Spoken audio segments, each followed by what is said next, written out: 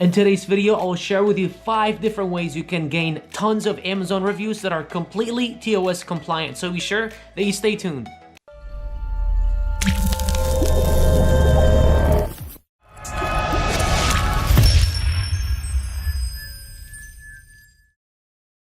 Hey guys, Bashar Katou here, Amazon FBA seller from beautiful San Diego. In today's video, I'll be sharing with you guys 5 different methods that you can gain Amazon reviews that are completely ToS compliant. Now, as many of you guys know that Amazon reviews are probably some of the toughest and also most crucial thing in your business today. And many times where, we go out there and gain a bunch of reviews, yet to notice that Amazon has completely swapped them out.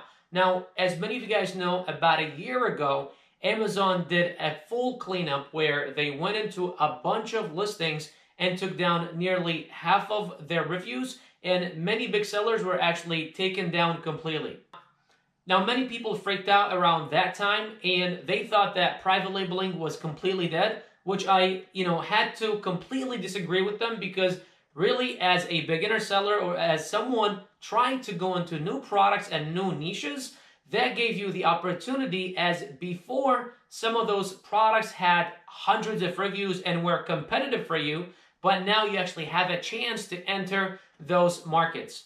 Now, in today's video, I will share with you some of my methods that I gain reviews that are completely ToS compliant. But before we go any further, if this is your first time to my channel, welcome to my channel. Do consider subscribing, as I do post weekly videos about Amazon FBA and other relatable topics that are mostly about how to making money online.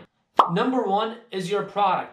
Yes, you heard that correctly. It really all starts with your product. Now, if you are thinking about the, gaining reviews long term, this is really something that you guys need to understand and really get into the habit of doing, which is creating a great product, creating great packaging, and also doing very thorough research before you go into a niche, especially nowadays, ensuring, number 1, you read the reviews of other sellers, seeing what other customers are complaining about other products, and try to work with your supplier to ensuring that you actually fix these problems and you offer solutions in your product.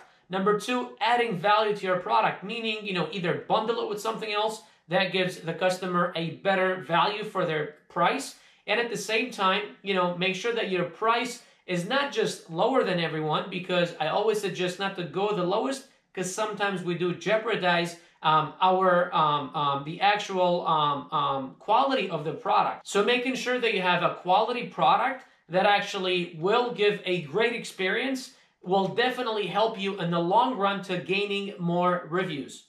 Number 2, friends and family. Yes, that is a method that is still vital out there, that many sellers do it, especially for the initial reviews for a new product.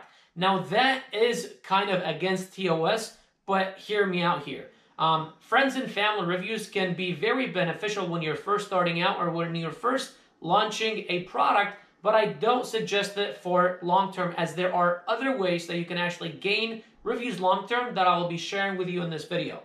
Now, here are 5 tips for you how to make sure that when you are getting friends and family reviews, to make sure that they actually don't get deleted and your account does not get suspended as well. Number 1 is making sure that you don't send your friends and family any links. Have them actually, research for your product, which actually helps you to rank. So either use 1, 2, or even 3 different keywords you want to rank for, and have them research your product using those keywords.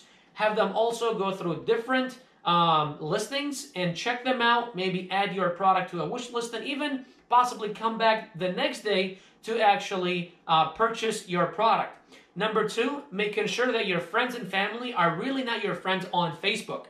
That, is kind of crazy how Amazon really detects it, but they do. And it has happened where every time I had someone who was my friend, Facebook friend, go out and give me a review, that review gets deleted.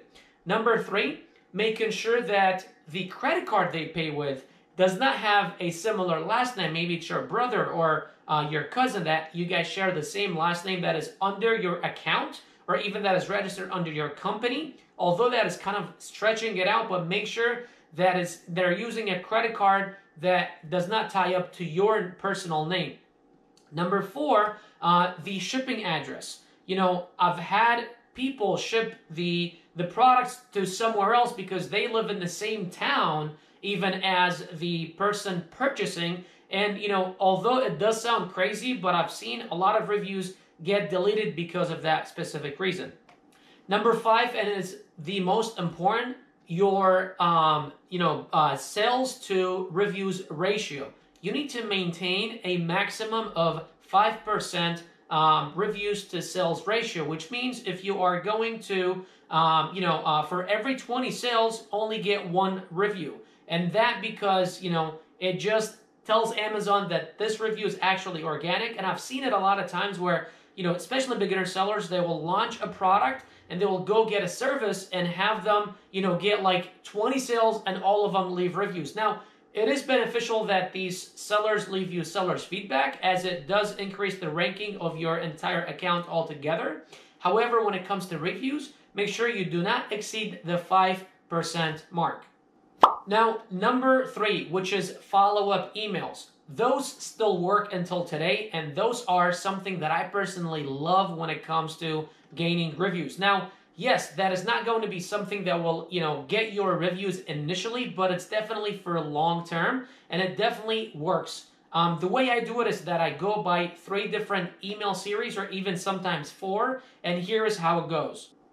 So the first email that you send out to your customers, and yes, there are a bunch of companies out there that actually, has an automated email service. The first email you send is just welcoming the customer, thanking them for purchasing the product, and typically that happens, literally within a couple of hours of the purchase, if not immediately. A lot of services, have it to where it either can get sent out immediately or a couple hours, or even 24 hours, but I suggest it within the first couple of hours, if not immediately.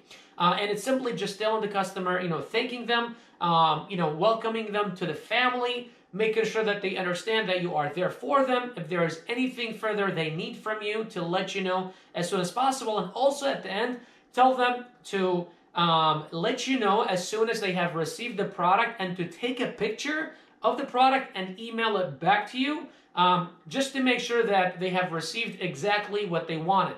What that does, and what the entire email series does, not only does it, provide you with good reviews, but it also avoids you getting bad reviews. Now, how many of these customers will really send you a picture? Probably 1, maybe 2% of them.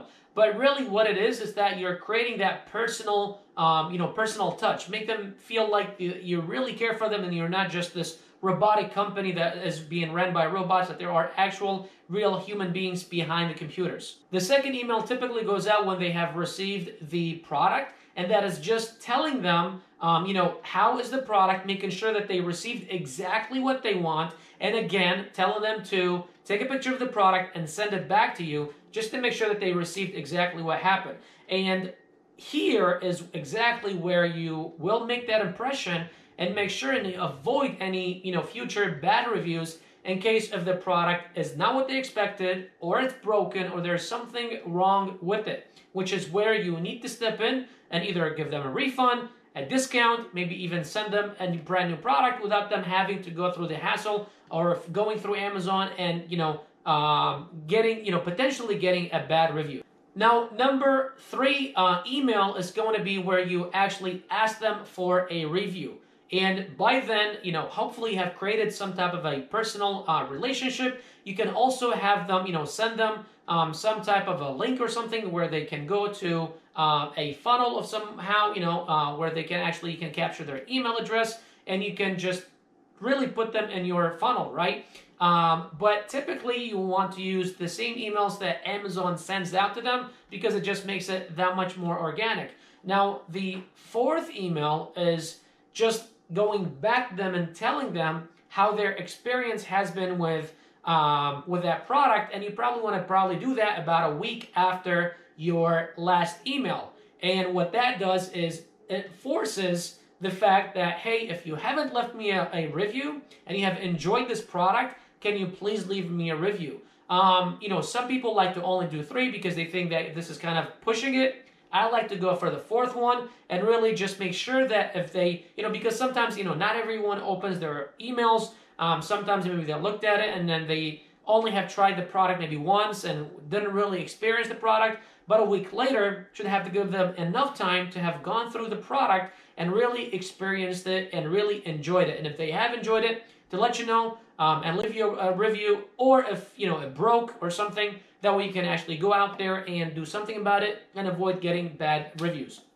The number 4 way is putting inserts. Yes, those still exist, and yes, those still do work. Typically, I like to put a business card size, and you want to make sure that the main picture or the main, face of the product or of the insert is like something like in big, like free something, or just, telling them to, you can either have like a QR link or a code, or you can have a very customized short link where they can remember, not like, numbers and letters and stuff like that, something that's an actual word they can type into, into their search engine and get to either a funnel they have created or some type of an email list that you can actually get to capture their email. And that's when you can capture their email and build your brand outside of Amazon and build your email list, which you can retarget and resell later on. Number 5 way, which is kind of the most sophisticated and a little bit more advanced, and that's ManyChat and Facebook ads. Now, if you are a beginner with Amazon, I would really look at the other 4 because those are very simple to start with. I would leave the last one, the number 5, when you're kind of have gotten a few products out there, you have experienced how things are going, and you have also generated some emails from your listing on Amazon.